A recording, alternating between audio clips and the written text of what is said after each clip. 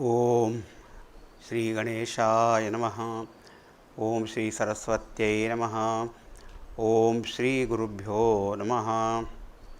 ओम समस्तजनकल्याणे निरतं करुणामयं नमामि चिन्मयं देवं सद्गुरुं ब्रह्मविद्वरम्। ओम सच्चिदानन्दरूपाय विश्वोत्पत्त्यादिहेतवे तापत्रयविनाशाय श्रीकृष्णाय वयं नुमः। हरि ओम। श्रीमद् भागवत संदेश का प्रारंभ हमने मंगलाचरण से किया। फिर इस भागवत पुराण का परिचय कराया। उसके बाद में एक आमंत्रण था कि वेद कल्पतरु का ये पका हुआ रसीला फल है, उसके आस्वाद के लिए सबको आमंत्रण है। और उसके बाद हमने संदेश देखे धर्म, ज्ञान, योग और भक्ति के विषय में, और हमें 19 ऐसे संदेश प्राप्त हुए। अब आज हम इस सब का उपसंहार करेंगे। कंक्लूजन सबसे क्या मिला, तो यहाँ पे ये जो 12वां स्कंद है, जो अंतिम स्कंद है श्रीमद् भागवत का, उसमें जो अंतिम अध्याय है उसके कुछ श्लोक है। अतः सूत उवाच। ये सूत जी कौन है? तो देखिए, भगवान वेदव्यास जी ने जो वेदों का 4 भाग में संपादन किया, ऋग्वेद, यजुर्वेद, सामवेद, अथर्ववेद, तो एक एक शिष्य को एक एक वेद पढ़ाया और कहा कि इसका प्रचार करो। और जो पुराण थे उन्होंने रोमहर्षण जी को दिए। रोमहर्षण जी के जो पुत्र हैं वही यहाँ पे सूत हैं। रोमहर्षणी कहते हैं, उनका एक नाम उग्रश्रवा भी बताया गया है। तो ये पुराणों के वक्ता हैं। तो हमेशा देखते हैं कि जैसे नैमिषारण्य वगैरह में सारे ऋषि मुनि हैं, यज्ञ करते हैं, और बीच में जब भी कोई काल होता है, अंतराल वगैरह, तो सूत जी से कहते हैं आप कथा सुनाओ। तो यहाँ पर ये इनको तो वेदव्यास जी का आशीर्वाद प्राप्त हुआ है। हाँ, भगवत भक्त हैं, तो उनका श्रवण से सब ज्ञान मिला हुआ है, प्रसाद से। तो ऐसे सूत जी अब क्या कहते हैं, ये 12वां स्कंद 13वां अध्याय और ये 15वां श्लोक है। सर्ववेदांत सारं हि श्री भागवतमिष्यते तद्रसामृततृप्तस्य नान्यत्र स्यात् रति क्वचित्। श्री भागवतम इष्यते, श्रीमद् भागवत है क्या? तो कहा कि सर्व वेदांत सार है ये। वेदांत माने उपनिषद, वेदों का चरम भाग उपनिषद कहलाता है, जिसमें जो जगत कारण परम तत्व है उस ब्रह्म तत्व का ज्ञान कराया है। और वह ब्रह्म तत्व ही यह सब कुछ है, वही हम सबके हृदय में आत्म रूप से हैं।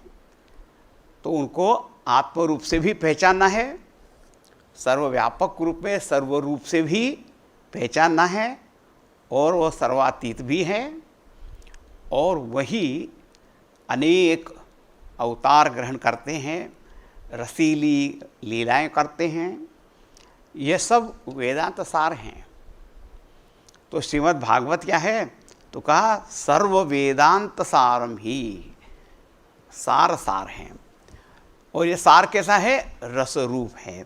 तो पहले आमंत्रण में कहा था निगमकल्पतरोर्गहितं फलम शुकमुखाद अमृतद्रव संयुतम पिबत भागवतम रसमालयम मुहुरहो रसिका भूय भावुकाः।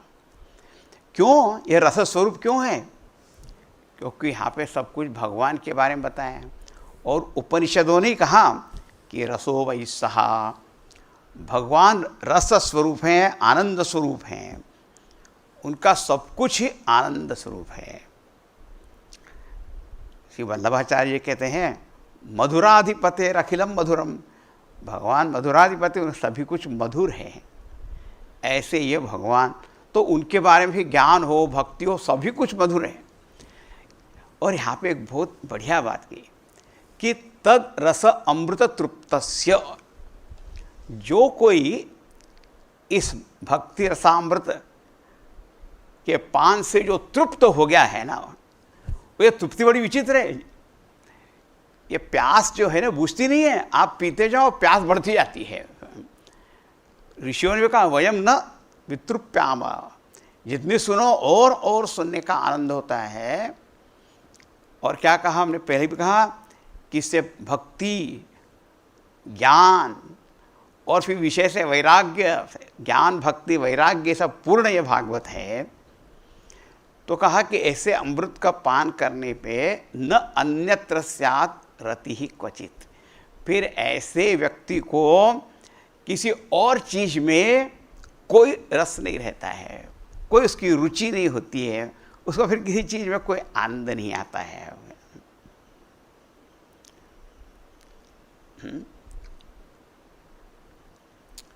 भगवत गीता में स्थित प्रज्ञ का लक्षण बताते कहा कि व्यावहारिक जगत में लोग क्या है, अपने कभी कभी किसी कारण से विषय भोग को छोड़ देते हैं, लेकिन उनकी विषयों का रस आसक्ति जाती नहीं है। लेकिन ये परमात्मा का रस ऐसा है कि रसोप्यस्य परम दृष्ट्वा निवर्तते, परमात्मा का रस जाने के बाद जो विषयों का रस है, आनंद है, वो सब चला जाता है। देखो अभी ये परमात्मा की बात यदि किसी को मालूम नहीं भी हो, तो भी यदि व्यावहारिक जगत का ही यदि उदाहरण हम लें, हाँ, तो किसी जो है साहित्य की बात है, जिसको उच्च कोटि का साहित्य रस का पता लगता है, तो उसके सामान्य प्रकार के कोई उपन्यास, नॉवेल्स वगैरह उसको पढ़ने में कोई मजा आएगा क्या? हाँ, जिसको संगीत का है, शास्त्रीय संगीत का, वो फिर वो भारतीय संगीत हो कि पाश्चात्य संगीत हो, शास्त्रीय संगीत का रस पता लगता है ना। तो ये फिल्मी गाने वगैरह जो है, तू चल मैं आया, ऐसे गाने में क्या मजा आने वाला है उसमें भी।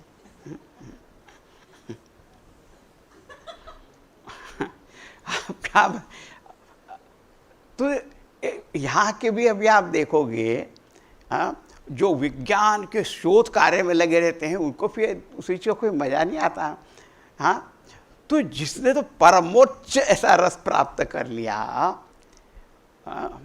ब्रह्मानंद जैसा, तो फिर ऐसे आनंद को प्राप्त करने के बाद कहाँ दूसरी चीज में उसकी रुचि हो सकती है?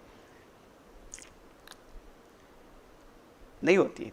तो इसलिए कहा कि पिबत भागवतम रसम, उस रस को पीने के बाद फिर दुनिया के किसी भी चीज में कोई उसको आनंद कुछ लगता है, बोले ये तो सब आभास है, झूठ मूठ है, माया रूप है, ये असली तो है ही नहीं। और एक बात उसको समझ में आती है कि जितने लौकिक प्रकार के आनंद हैं, वास्तव में ये ब्रह्मानंद ही इस रूप में कुछ कुछ में प्रकट हो रहा है।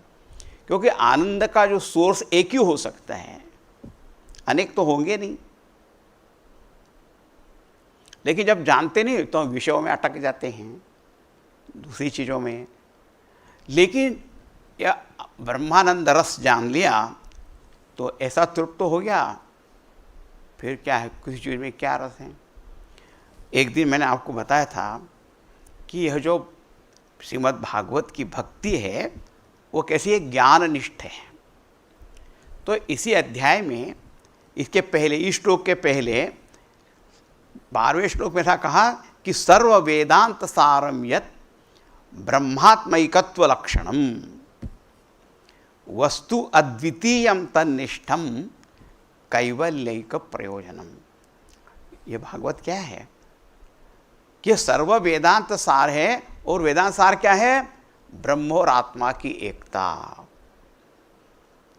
हाँ, और अद्वितीय एक में अद्वितीय जो ब्रह्म है उसका यहाँ पे ज्ञान कराया है, और उसको जानने से उसका प्रयोजन क्या है?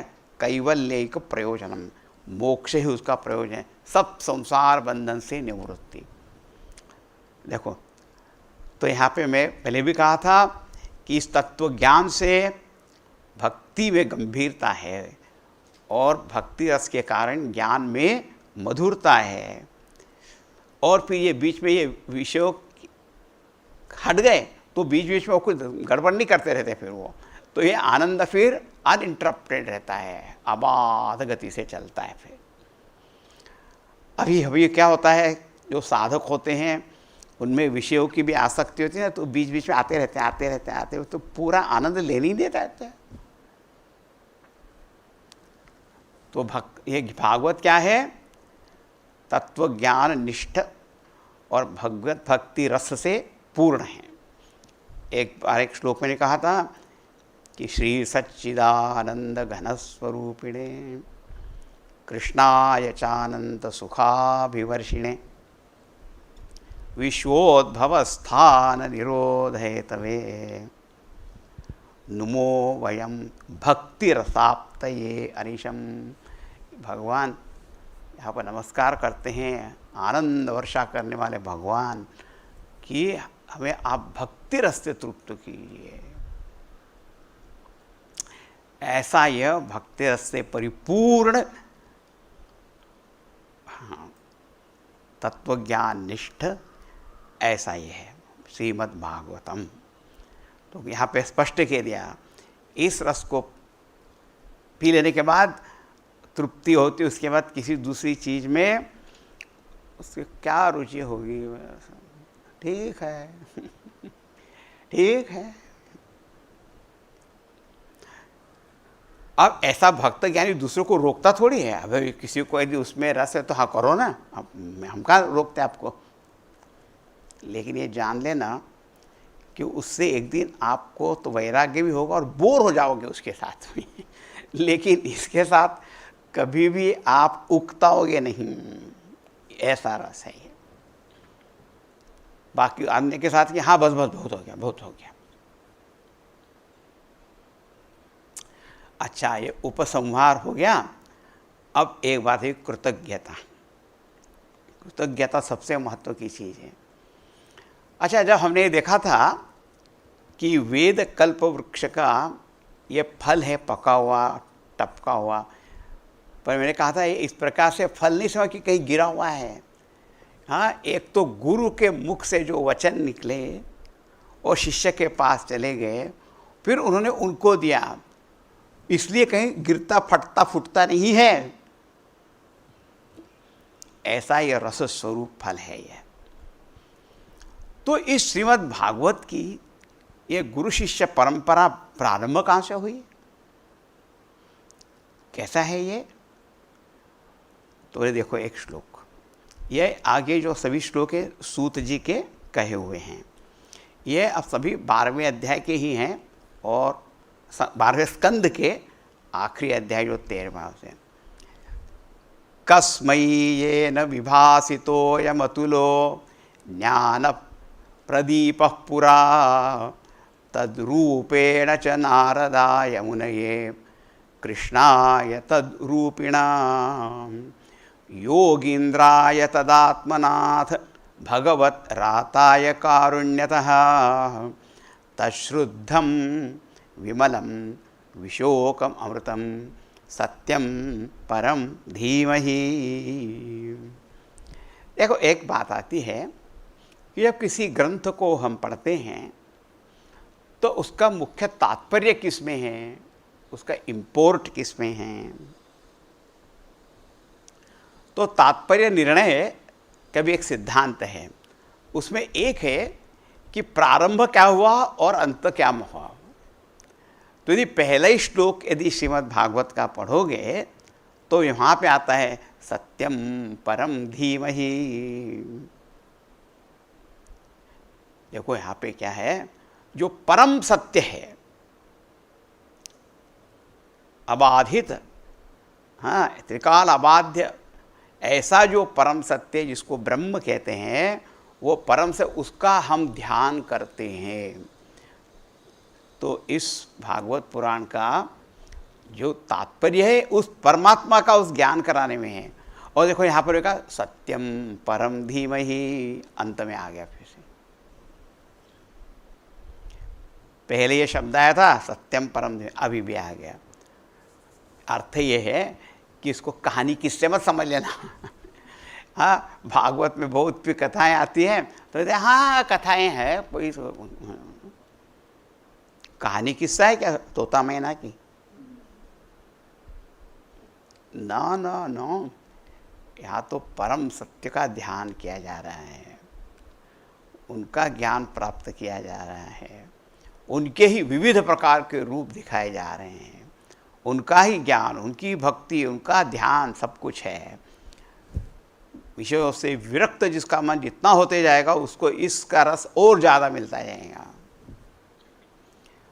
अच्छा, तो ये जो परम सत्य है वो कैसा है? शुद्ध है, तत्शुद्धम, ये आखिरी पंक्ति है। शुद्ध है क्योंकि अद्वैत रूप है, कोई दूसरी चीज उसमें है ही नहीं, कौन चीज को मैली करेगी फिर? इसे कहा शुद्धम विमलम, हमेशा मल रहित है। अर्थ हुआ कि कभी संसार गति देख के आपको इसे लगे कि वहाँ पे कुछ मल आ गया, बोले नहीं, ऐसा आभास होगा। जैसे आकाश कैसे हमेशा ही निर्मल है, लेकिन कभी कभी कैसे मट मैला दिखाई देता है, कभी स्मॉग दिखाई देता है, लेकिन वो कभी भी ऐसा मैला नहीं होता। आकाश तो जैसा वैसे ही है। तो ये शुद्ध है, विमल है। विशोक, विशोक, शोक कहाँ होगा? जहाँ पे मन है, अहंकार है, स्वार्थ है, राग है, द्वेष है, उनमें तो शोक होते रहता है। लेकिन ये सारे सूक्ष्म शरीर से परे वहाँ पर है, तो विशोकम। इसे कहा अमृतम, अमृत अविनाशी सनातन ऐसा ही है जो परम तत्व सत्यम परम धीमहि, वही पहले नारायण भगवान के रूप में प्रकट हुए। हाँ, एक केवल ब्रह्म तत्व है, उनमें जो प्रथम संकल्प उत्पन्न होता है उसके साथ ही उनको नारायण भगवान का, वो जो नारायण भगवान है आदि नारायण, ये इसके पहले वक्ता है। अरे इस ज्ञान की परंपरा तो ज़बरदस्त है। और उन्होंने ज्ञान किसको पहले दिया? कस्मई। कस्मई शब्द बड़ा विचित्र लगता है।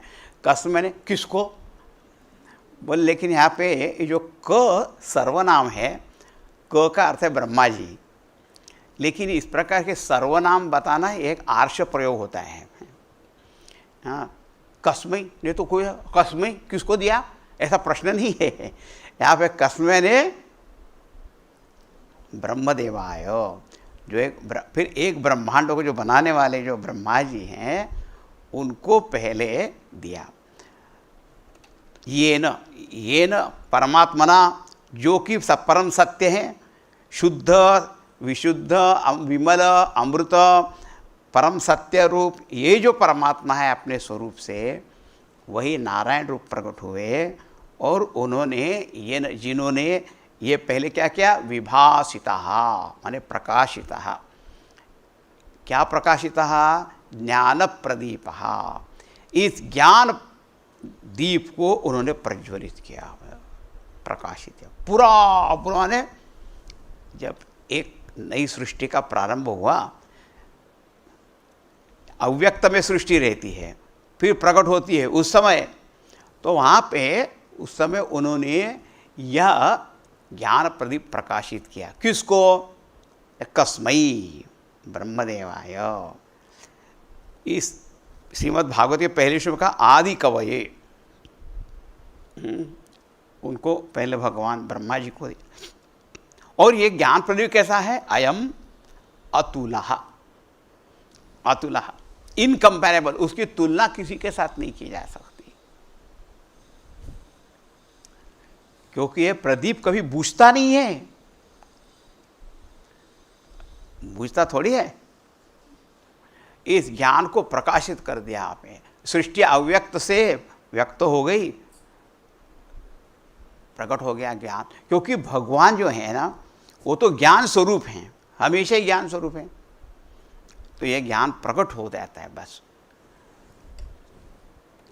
जिस परमात्मा ने नारायण रूप से पहले यह ज्ञान दिया ब्रह्मा जी को, केवल 4 श्लोकों में दिया था, उसी को कहते हैं चतुश्लोकी भागवत। अच्छा, फिर क्या हुआ? कस्मै येन विभासितोऽयम् अतुलो ज्ञान प्रदीप पुरा तद रूपेण च नारदाय मुनये। तद रूपेण माने ब्रह्मा जी के रूप से फिर नारदाय मुने, ब्रह्मा जी के शिष्य कौन हुए? नारद जी उनके मानस पुत्र थे। तो परंपरा कैसी आई? नारायण भगवान से ब्रह्मा जी, ब्रह्मा जी से फिर नारद जी, फिर तद्रूपेण, फिर नारद जी के रूप से फिर उन्होंने कृष्णाय तद्रूपिणा, नारद जी के रूप से उन्होंने यहाँ पे कृष्ण माने कृष्ण द्वैपायन ऋषि भगवान वेद व्यास जी को दिया है। ये सब प्रारंभ में आ जाता है, प्रथम स्कंद वगैरह में आते हैं। तो नारद जी ने ज्ञान दिया, किसको दिया? महर्षि वेद व्यास जी को। तो नारायण भगवान आदि नारायण है, उन्होंने सृष्टिकर्ता ब्रह्मा जी को दिया, सृष्टिकर्ता ब्रह्मा जी ने देवर्षि नारद जी को दिया, देवर्षि ने महर्षि वेद व्यास जी को दिया। हाँ, और फिर तद रूपेण या रूपिणा फिर भगवान वेद व्यास जी ने योगींद्राय, सारे योगियों के राजा कौन है? शुकदेव जी। देखो यहाँ पे योगींद्र का आप देखोगे, ये सूत जी है ना, इनको जरा शुकदेव जी थोड़ा ज़्यादा प्यार है, क्योंकि जब शुकदेव जी ने परीक्षित राजा को कथा सुनाई थी, ये वहाँ पे थे, सूत जी थे वहाँ।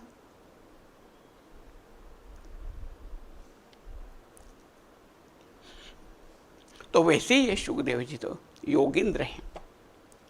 तो वेद व्यास जी ने अपने पुत्र को दिया। फिर तद आत्मना, अथ तद आत्मना, मैंने पहले मैं पढ़ा मैंने कि आत्मनाथ क्या हो गया, मैंने कहा संधि विच्छेद ठीक नहीं किया मैं। तद आत्मना, तद आत्मना मैंने शुक रूपेण, अथ फिर शुकदेव जी ने भगवत राताय, देखो भगवत रात कहा किसको? परीक्षित को। उनका एक नाम विष्णु रात भी है, भगवत रात। देखो जब ये अपने माँ के गर्भ में थे तो अश्वत्थामा बड़ा दुष्ट था, उसने ब्रह्मास्त्र फेंक दिया वो गर्भ पे। वो तो भगवान ने वहां पे जाके उनको, वो तो मरी गए थे, यहाँ पे उनको जीवित कर दिया। इसलिए कहा राता मने नया जीवन उनको प्रदान कर दिया। इसलिए उस परीक्षित को कहते हैं विष्णु रात, यहाँ पे कहा भगवत रात। रा धातु का अर्थ होता है देना, टू बेस्टो, जीवन दे दिया। केवल जीवन ही नहीं, सारा ज्ञान भक्ति सब कुछ मिल गया उनको। इसलिए परीक्षित भगवान के बहुत प्रिय थे। भगवत राता है किसने दिया? शुकदेव जी ने। और क्यों दिया? कारुण्यतः, मुख्यम करुणा एवं, विशेष करके। क्योंकि देखो नारायण भगवान ने ब्रह्मा जी को दिया, फिर वो सृष्टि कर्म करने में लगे थे। ब्रह्मा जी ने नारद जी को दिया, कहा प्रचार करो। नारद जी प्रचार कर रहे हैं। वेदव्यास जी वो तो कारक पुरुष है, सबके कल्याण के लिए तो रचना कर रहे हैं, वो सब करुणा से ही है ये वास्तव में देखा जाए तो। लेकिन यहाँ विशेष ये है कि परीक्षित राजा तो 7 के दिन जाने वाले थे, बोले उसके पहले इनको ज्ञान करा देना है।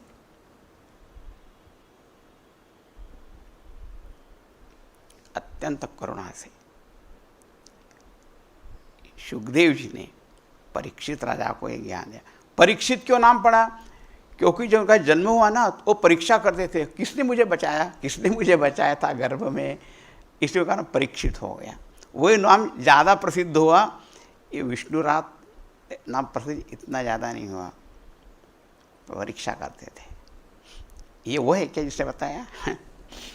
अब तत्शुद्ध, यहाँ पे पहले बताया ये न, जिन्होंने, वो जिन कौन, जो है वो है परम सत्य, ऐसा अर्थ हुआ कि जो शुद्ध विमल विशोक अमृत परम सत्य जो परमात्मा है,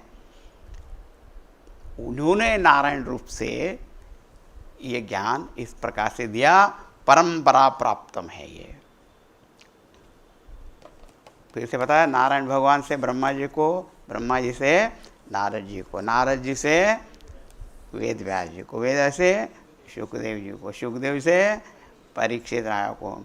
उसके बाद तो सुखदेव जी तो चले गए, परीक्षित राजा तो मोक्ष हो गया। लेकिन देखो, भगवान वेद व्यास जी की एक कृपा है एक्चुअली, कि इस रूप में हमको है, भागवत रूप में। और भागवत में तो भगवान स्वयं अपने तेज से प्रवेश कर गए हैं। इसलिए श्रीमद् भागवत कोई किताब ग्रंथ मत समझे ना, ये तो श्री कृष्ण भगवान का स्वरूप है। इसको एक और श्लोक बताते हैं। नमस्तस्मै भगवते वासुदेवाय साक्षिणे य इदं कृपया कस्मै व्याचचक्षे मुमुक्षवे। नमस्तस्मै भगवते, उस भगवान वासुदेव, ओम नमो भगवते वासुदेवाय। ये वासुदेव भगवान, इन्हीं को नारायण भगवान कहा, वही कृष्ण है। साक्षिणे, साक्षी का एक अर्थ होता है जो स्वयं प्रकाश स्वरूप है, स्वयं चैतन्य स्वरूप है, सबको प्रकाशित करते हैं, सबको चेतना देने वाले हैं, और सारे जीवों के कर्मों के, कर्म फलों के, गतियों के, सबके साक्षी हैं ये। और यहाँ ऐसे वो है, इदम कृपया व्याचक्षे, और उन्हें कृपा करके ये ज्ञान की व्याख्या की। किसको? कस्मई, ब्रह्मा जी को। कृपया, यहाँ पे कहा कृपया, कृपा करके। और ये कथा को हम देखेंगे, विचार ब्रह्मा जी को कुछ समझ में नहीं आ रहा था कि मैं कहाँ से शुरुआत करूँ, सृष्टि करूँ, क्या करूँ क्या। तब भगवान ने उनको कृपा से ज्ञान दिया। वो तो बोले कि मैं डूबता ही चला जा रहा हूँ इस सागर में, कहाँ है? तो कहा कि मुमुक्षवे। उस समय वो ऐसे उनको समझ में नहीं आ रहा था, उस बंधन से उनको छुड़ा दिया भगवान ने, और कहा चलो 4 श्लोकों में ज्ञान दिया। और फिर ब्रह्मा जी अपने कर्म में लगे। इस प्रकार से इसकी ये परंपरा है, अत्यंत दिव्य ऐसी परंपरा है ज्ञान की, भागवत ज्ञान की। हाँ, इसलिए रसस्वरूप है, क्योंकि रसस्वरूप परमात्मा स्वयं ही इसके आदि कवि हैं, उन्होंने ये ज्ञान दिया हुआ है। अब 3 श्लोक और बाकी हैं, बहुत सुंदर है वो, उनको हम कल देखेंगे।